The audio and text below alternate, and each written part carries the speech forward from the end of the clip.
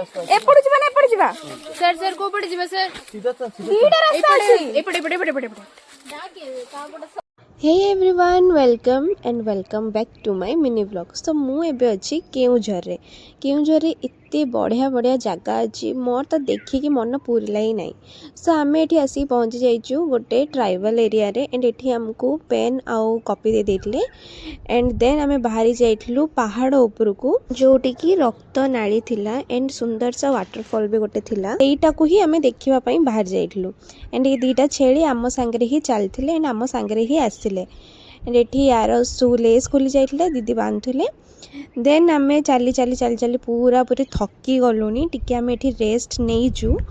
Then आमे पानी Fani P के आमे फोन थरे बाहरी जाइथिलु लोकेशन को।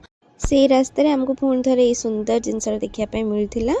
तापरे आमे एठी पार होचु सर मान धरी पार करोचंदे कहीं आमे पड़ी पाड़ी सारले ऑलरेडी एंड आपण मन को जदी फुल वीडियो देखार अछि एटार तो एते किछि नाही बट मो यूट्यूब चैनल रे फुल वीडियो पड़ी लिंक बायो रे अछि तो आपण माने जाइकी सेठी देखि पारिबे। एंड आमे पहाड़ ऊपर रास्ता भटकी जाइतलु फेरिला बेले आमे केमती कोन बाहरलु कोन नाही आपण माने जाइकी देखंतु।